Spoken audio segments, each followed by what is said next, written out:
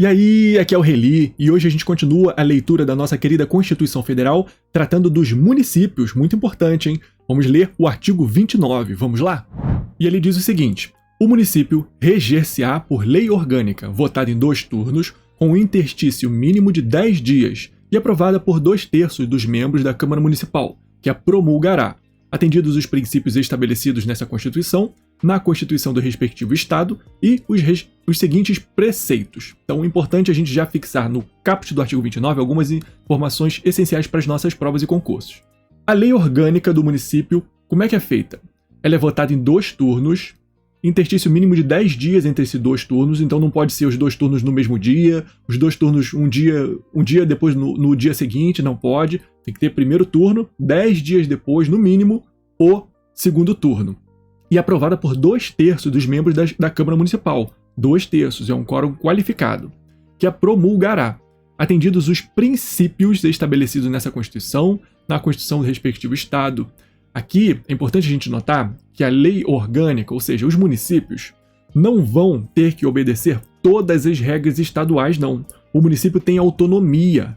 Eli Lopes Meireles sempre falava isso no Tratado de Direito Municipal dele, muito importante. O município tem que ter autonomia, porque a gente mora no município, ninguém mora no Estado, ninguém mora na União. São entes muito distantes da gente, muito etéreos. A gente se preocupa muito com a eleição de presidente, se preocupa muito com a União e esquece dos municípios que estão tão perto da gente, que realmente impactam a nossa vida, o nosso dia a dia. São as normas de interesse local, de interesse dos cidadãos daquele município. E quando a Constituição fala que o município vai obedecer os princípios estabelecidos na Constituição e na Constituição do Estado, está dizendo que o município não tem que obedecer todas as regras, não tem que ser igualzinho o Estado, não tem que ser igualzinho à União, não, tem que obedecer os princípios da União e dos Estados. Por isso que quando se fala em simetria, a gente tem que ter muito cuidado. Porque quando o município tem que obedecer à simetria, ele tem que obedecer aos princípios, e não todas as regras dos estados, nem todas as regras da Constituição dos Estados, nem todas as regras da Constituição Federal.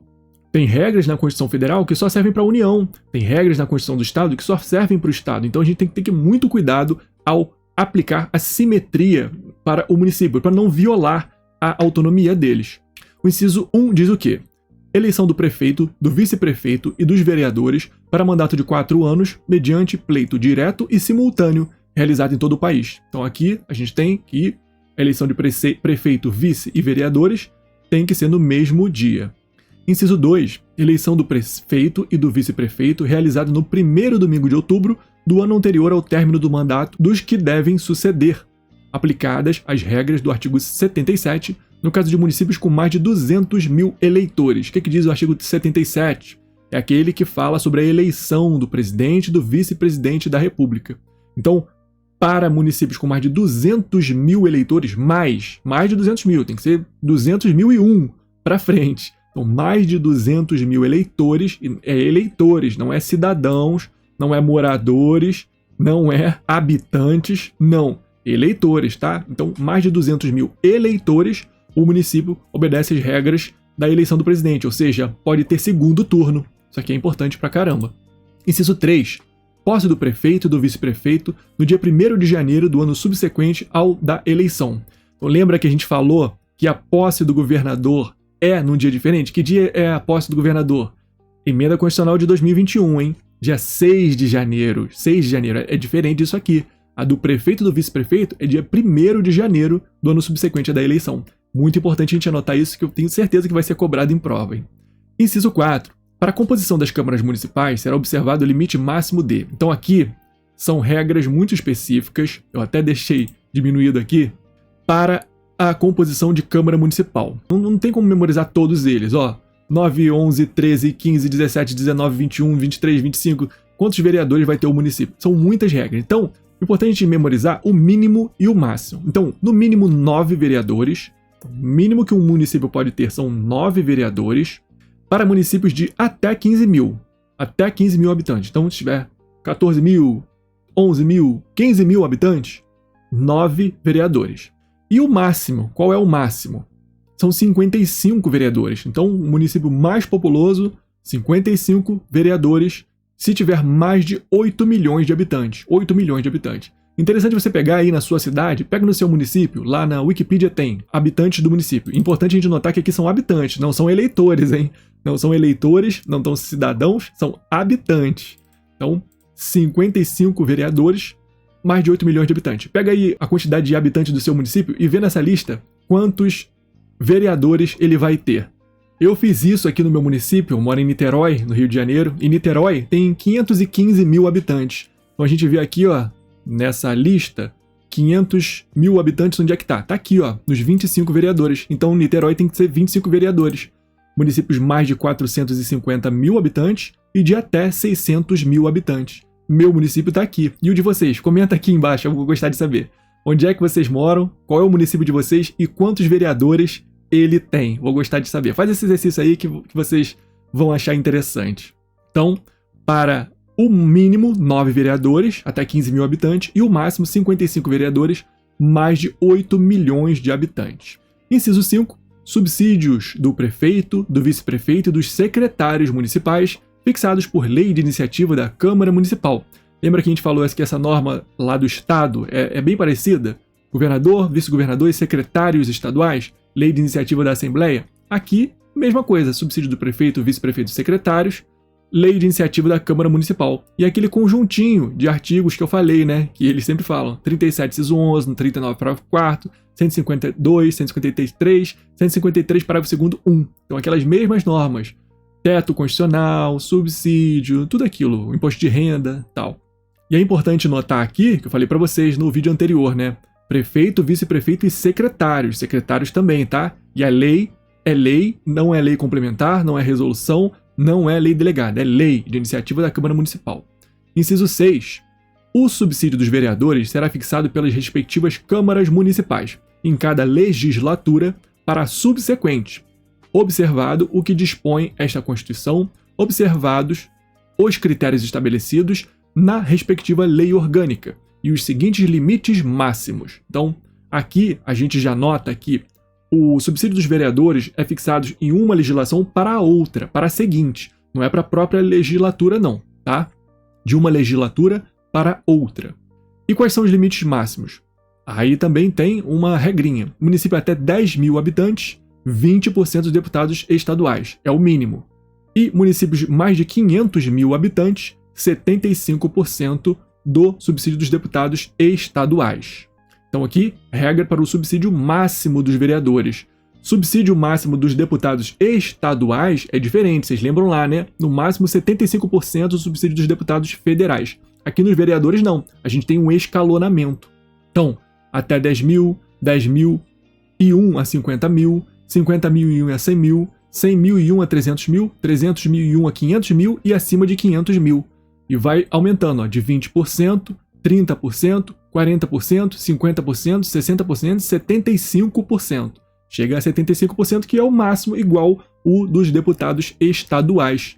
O máximo do subsídio do vereador pode ser 75% do subsídio do deputado estadual e o máximo do subsídio do deputado estadual pode ser 75% do subsídio do deputado federal. Então, é importante e é interessante a gente notar esse padrãozinho que acaba se formando. Mas o do vereador tem esse escalonamento aqui que o do deputado estadual não tem.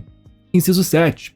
O total da despesa com remuneração dos vereadores não poderá ultrapassar o montante de 5% da receita do município. Então, são dois limites, né? O limite aqui do escalonamento e o limite da receita do município. Se o município tem uma receita muito pequena, não vai poder aumentar o subsídio do vereador, não. O máximo, 5% da receita do município. Não pode ultrapassar. Esse é o total de despesa com a remuneração dos vereadores. Inciso 8. Inviolabilidade dos vereadores por suas opiniões, palavras e votos, no exercício do mandato e na circunscrição do município. Então aqui a gente tem a inviolabilidade material, né? Não é prerrogativa de foro, porque prerrogativa de foro é inviolabilidade formal. Aqui é inviolabilidade material, por opiniões, palavras e votos. E é só no exercício da função, só no exercício do mandato, não pode ser livre para qualquer coisa, e só na circunscrição do município. Se ele estiver em outro município, falar qualquer coisa, ele vai responder pelo que ele falou, pelas suas opiniões, palavras e votos. Inciso 9. Proibições e incompatibilidades no exercício da vereança, similares no que couber, ao disposto nesta Constituição para os membros do Congresso Nacional e na Constituição do respectivo Estado para os membros da Assembleia Legislativa. Então, proibições e incompatibilidades são as mesmas dos deputados federais e estaduais. Inciso 10. Julgamento do prefeito perante o quê? O Tribunal de Justiça. Onde é que é julgado o prefeito? No Tribunal de Justiça. Importante a gente notar isso aqui, hein? Inciso 11. Organização das funções legislativas e fiscalizadoras da Câmara Municipal. Importante a gente notar aqui, ó, que função fiscalizadora do Poder Legislativo não é a função atípica não, tá? É a função típica. Muita gente acha que a função típica do Poder Legislativo é só legislar. Não é.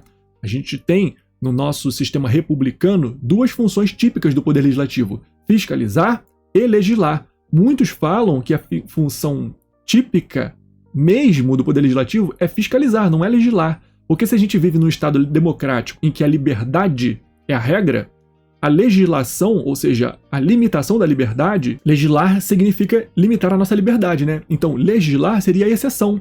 Então, se legislar é a exceção, qual é a função do Poder Legislativo? Não é legislar, não é exercer uma função excepcional, é fiscalizar, que essa função vai sempre ocorrer. Então, fiscalizar o Poder Executivo é a função típica do Poder Legislativo.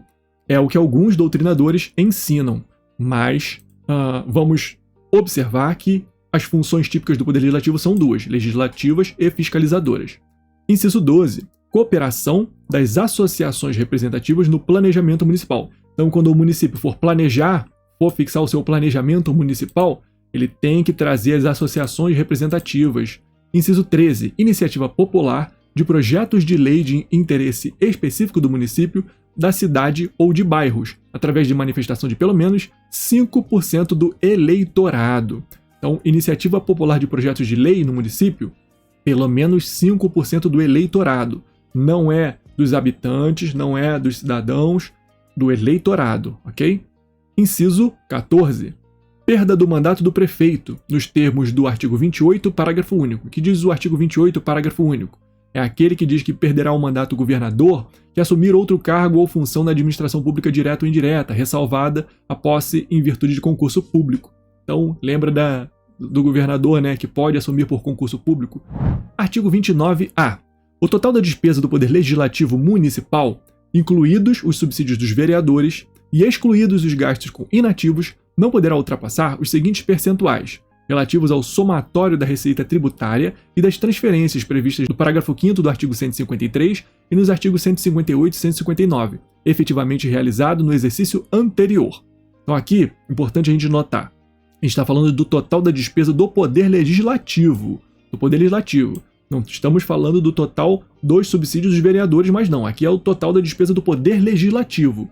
Aí, incluídos o subsídio dos vereadores, então também os dos vereadores, e excluídos os dos inativos, que os inativos, os gastos com inativos são gastos de previdência, não estão aqui nos mesmos cofres, não é a mesma conta, não. Então, total da despesa do Poder Legislativo não pode ultrapassar os percentuais abaixo, relativos ao somatório da receita tributária e das transferências. Que transferências são essas? A do parágrafo 5º do artigo 153 é aquela do ouro, o ouro. A do artigo 158 são aquelas verbas que já pertencem aos municípios, e do artigo 159, aquelas que a União transfere para os municípios, ele entregará aos municípios. E quais são os limites do total da despesa do Poder Legislativo? Variam de 7% a 3,5%. Então, 7% para municípios com população até 100 mil habitantes, 6% para municípios com população entre 100 mil e 300 mil habitantes, 5% para municípios com população entre 300.001 a 500 mil habitantes, 4,5% para municípios com população entre 500.001 a 3 milhões de habitantes. Ó, o meu município, Niterói, está aqui, ó, 515 mil, está aqui. 4,5% é a despesa total que pode ter o meu Poder Legislativo aqui. Aí 4% para municípios com população entre 3 milhões e 1 a 8 milhões de habitantes, 3,5% para municípios com população acima de 8 milhões e 1 habitantes. Parágrafo 1º. A Câmara Municipal não gastará mais de 70% da sua receita com folha de pagamento, incluído o gasto com o subsídio dos seus vereadores. Então, outro limite. folha de pagamento da Câmara Municipal. Qual é o limite da folha de pagamento da Câmara Municipal? 70% da sua receita. 70% da sua receita. E aqui incluídos os vereadores. Inclui de novo. Viu que a gente inclui lá em cima para a despesa total do Poder Legislativo Municipal, né? Inclui aqui de novo para a folha de pagamento.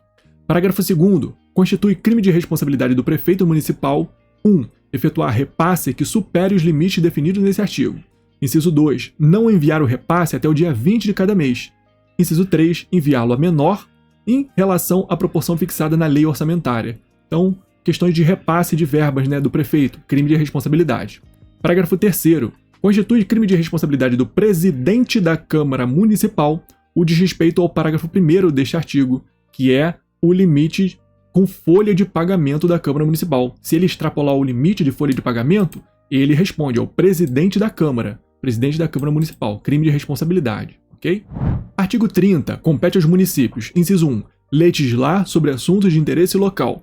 Importante demais isso aqui. Isso aqui é a base da autonomia dos municípios. Se ele não pudesse legislar sobre assuntos de interesse local, ele não poderia fazer nada, né? Então a base da autonomia está aqui. Ele pode legislar sobre os assuntos de interesse local. Inciso 2. Suplementar a legislação federal e a estadual no que couber. Competência suplementar dos municípios. Inciso 3. Instituir e arrecadar os tributos de sua competência, bem como aplicar suas rendas, sem prejuízo da obrigatoriedade de prestar contas e publicar balancetes nos prazos fixados em lei. Então, prazos fixados em lei, ele tem que publicar os balancetes e prestar contas. Inciso 4. Criar, organizar e suprimir distritos. Então, o município pode criar, organizar e suprimir distritos, observada a legislação estadual. Então, aqui ele tem que observar a legislação estadual para os distritos. Inciso 5.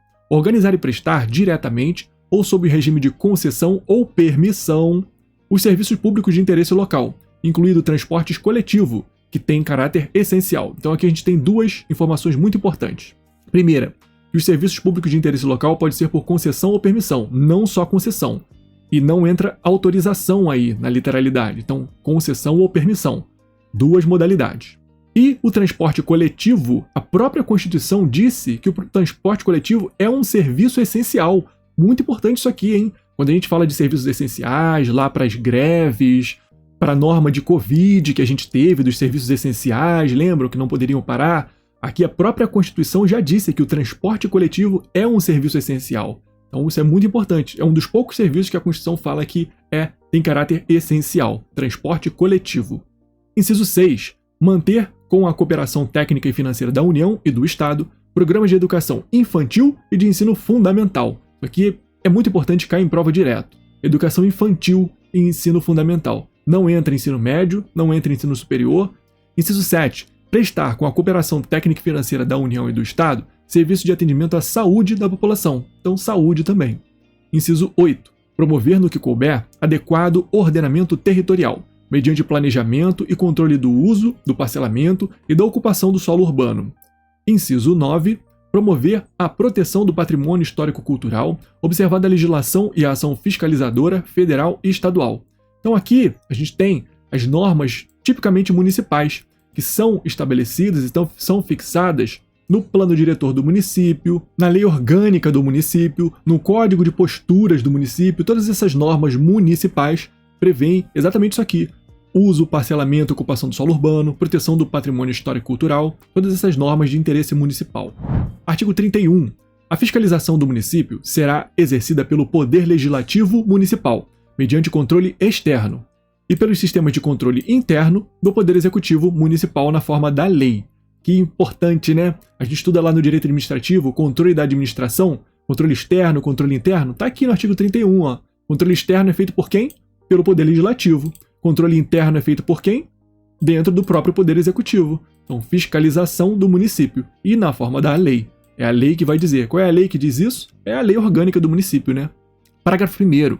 O controle externo da Câmara Municipal será exercido com o auxílio dos tribunais de contas dos estados ou do município ou dos conselhos ou tribunais de contas dos municípios onde houver. Aqui uma norma muito importante, que quem auxilia o Poder Legislativo no controle externo são os tribunais de contas.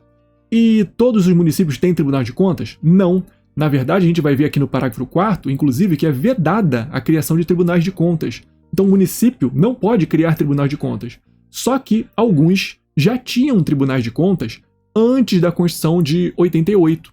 Então, aqueles que já tinham podem continuar com seus tribunais de contas, mas os que não tinham não podem criar novos tribunais de contas. A gente está falando de tribunais de contas do município, tá? Não confundam com o Tribunal de Contas dos municípios. O Estado pode criar um tribunal de contas para tratar de todos os municípios. Chama Tribunal de Contas dos Municípios. É um órgão estadual e não municipal. Esse pode ser criado, porque é um órgão do Estado. Mas o município não pode criar um tribunal de contas novo, tá? Isso aqui é importante também. E o parágrafo 1º fala que o controle externo da Câmara Municipal será exercido com auxílio dos tribunais de contas dos estados, que é a regra. O município normalmente não vai ter com o Tribunal de Contas, então o auxílio, quem auxilia a Câmara Municipal é o Tribunal de Contas do Estado, respectivo, ou do município, naquele município que já tinha antes de 88, ou dos conselhos ou tribunais de contas dos municípios, que é um órgão estadual que cuida de todos os municípios, onde houver, ok? Isso aqui é uma norma importante que pouca gente sabe, pouca gente nota isso aqui quando a gente lê. São 3 órgãos diferentes. Parágrafo 2º. O parecer prévio emitido pelo órgão competente sobre as contas que o prefeito deve anualmente prestar só deixará de prevalecer por decisão de 2/3 dos membros da Câmara Municipal.